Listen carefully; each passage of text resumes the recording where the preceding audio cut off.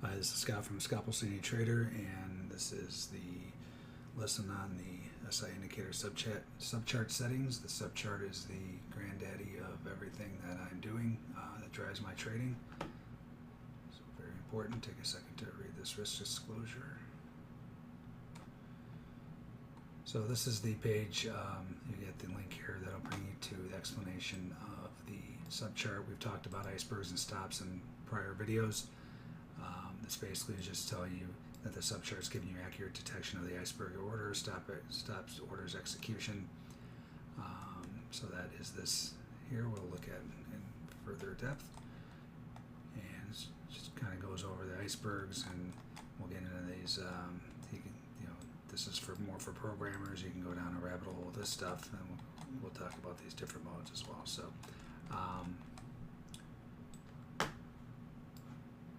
So first and foremost, you need to be able to download this subchart add-on. So what you want to do here is when you have Bookmap, well, first of all, here is the download. You click on that, and it will download on your computer. And then what you want to do is come to, this is of course too small. So you come to these three rectangular boxes, click on that. And mine's already added, but what you would do is come down here, hit add, and then it'll show you on your download. Where's download at? There we go. So it'll look something like this, right? So you would download the most recent version from that link, and then you would bring this in, you double click on that, and it will populate onto your, it'll load up, and you'll have this look here. We'll come back to that in a second. Again, click on that for the download. So this is just kind of what I showed you. You click on this. This is an older screenshot, but you click on that and it'll tell you the current version. Always make sure you're up to date on the versions. You can keep track of that in the Bookmap Discord. To always see what version they're on, but nowadays they have just quickly they have it should update automatically or offer you the option to update automatically, or you can go here, settings, manage plugins, and then Bookmap add-ons. Always make sure that you have the most recent version. For some reason this tells me to install, so the newest version is 3.6.21. This is August 17th 2023. When I hit that, it just says it's already loaded, so I'm not sure why, but this is how you can always, if it says it's already loaded, then it's already loaded, but you can always come in here to make sure you have the latest versions of these add-ons. Most important, obviously, are the subchart and the on-chart, so make sure you have that going. That's on the main page of Bookmap where you can find that under the settings. So we talked about bringing the add-on into Bookmap. Alright, so then we'll go over the settings here. So there's a couple different settings that I use that are available. We'll actually look at this on my other computer. Hold on one second. Let's go over here.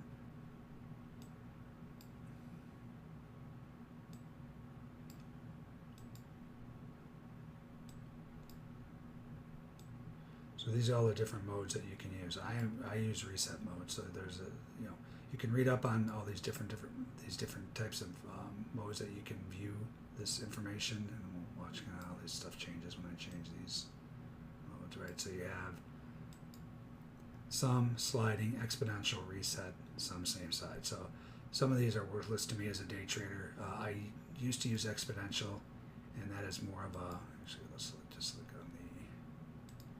look at the icebergs right here right now. So that's this right here. So if I have it in exponential mode, this is a decay mode, where it'll decay half-life over a minute. Again, you can read all about these in here. I don't want to get too technical on you guys. Just be very basic, but that's all here. So the decay rate, I don't use this anymore. I used it originally because that's basically all they had back then, but I moved on to reset. So you just need to know the difference between reset and sliding is the next best thing. I used to use sliding, and then they had a bug in it, and I switched to reset. But reset is just showing you there's some separators here, right? So reset is showing you, get this over a little bit.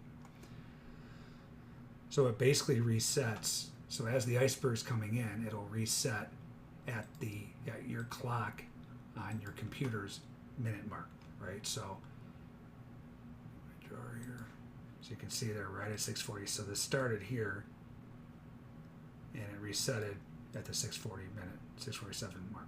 So that's not truly indicative of what's really coming in, because it can keep going. But if you know, once it resets, and if it keeps coming in, you're going to see the next spike, and then that'll last for however long that you have this set for on the clock, right? So if you had 10 seconds, right, if I change this to 10 seconds,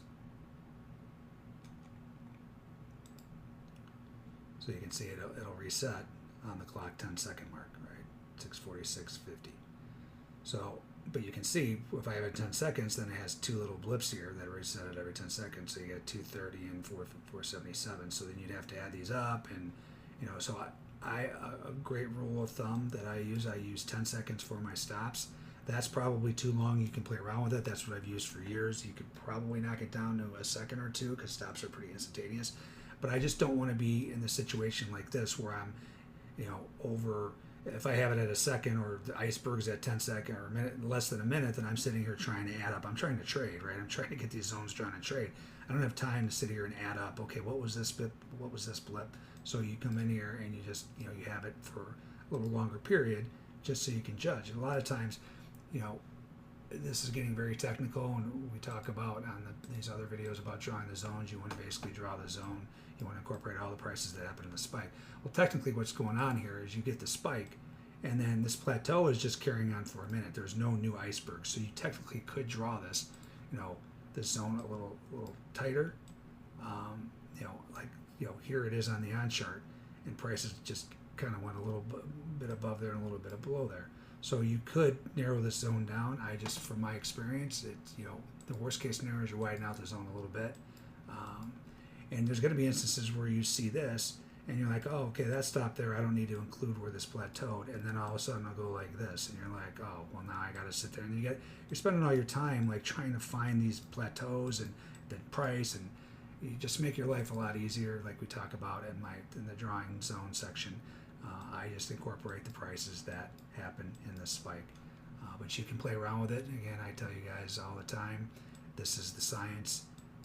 The art is how you trade it. You can change your times, you can change your thresholds, so on and so forth. I'm showing you what I use to trade. It's been successful for 5 years. So you can elect to use what I use or curtail it for your own use. So again, I have reset mode. The sum and the sum same side, you can read about that. That doesn't help. The sum just literally sums up the icebergs for the day. Let me show you what this looks like. It's worthless to me. Bruce from Bookmap loves it. I don't know why, but that it tells me nothing, right? So it's like, you can see the blips there, but it just doesn't. That doesn't help me draw zones. It's not a tradable event or thing for me. So all you need to know is I use reset. If you want to use sliding, you can do that as well. I'll just show you the difference in the sliding here. It's not easy on this other computer. 1 second. So if I switch this to sliding, you'll see the difference here. So sliding, what you need to know is sliding will draw the event from 1 minute from when it started, right? So that's the difference between reset and sliding. Reset stops at the minute mark every minute, so it'll do that, and then you can see if a new one comes in. I like that because then you can just add them up or put them together if they're like, if you get blip and blip, right? But sliding mode is when it counts. I have it at a minute, so it will keep track. It'll just draw across for a minute from the time that this started till it ended, right? So it's a little different look. Sliding, you get much bigger areas a lot of times. I like to see reset because I know it. I already know it ends at the minute, so I'm not like, okay, well, that's the end of the iceberg. Especially if it comes in more than so say I get 1,000 and then I get 300 and then I get 200. Well, these aren't threshold, but I know that iceberg was basically continuing. It just cut down at the minute mark, so I can include all of that and just have include all those prices in my zone. So this could get confusing. You can go down a rabbit hole. Just keep it very simple. Follow my instructions on my videos about drawing the zone, and it'll be clear to you. And then as you get better at these, you can draw these any way you want. But the bottom line here is I use reset mode. I use 1 minute for icebergs, and I use 10 seconds for my stops. And then the other thing here is this is where you will put in your thresholds. So for my threshold video, ES is 500 for stops. Meaning it will, I have this checked too. You want to have voice and text checked, right? So when it trades 500 or more, and those are my thresholds, that's what tradable events that I will trade off of. It will read aloud whatever you type in here, right? So you can put anything you want in here. I just have ES stops. This is a different computer. I have S&P stops on my other one. You can put anything you want. You can put heads up, dummy, anything you want, right? So it'll not only read it, it'll give you the text alert box, and we talked about this on another video too, on the settings video. That's where you can get here and you get your alerts. Again, this is a replay day, but you can see all these alerts. So a lot of times when you're sitting here and you hear it fire off and you're looking at something else or on a call or whatever, you can come back and find these alerts on this text page. I already covered this in another video, but that's what that is telling you. This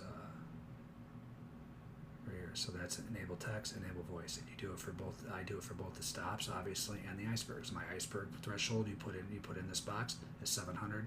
I don't mess around with this other stuff up here. I don't do show stop runs only. I just want to see any stops that come in. Filter by minimum traded volume. I don't check any of these. Are all unchecked for me. I do have an align. I align my axes, however you pronounce it. I do align those on the zero line. But you can play around with this as well. You see how that's not. I don't like that. That hurts my brain. So I have a line. So it basically centers it at the zero line, and then I can see what's going on there. And again, there's then you put in your thresholds there, and then this is just telling you how many updates it had for the day. This is only a couple hours in, and already it's 7.5 million updates. So this is pretty incredible. The bookmap can read this kind of information, and that tells you the version. I obviously have to update my version on this computer from what I was showing you. So that is that. And let's see what else I have here. Yeah, so I go over this. This is also printed in the PDF file.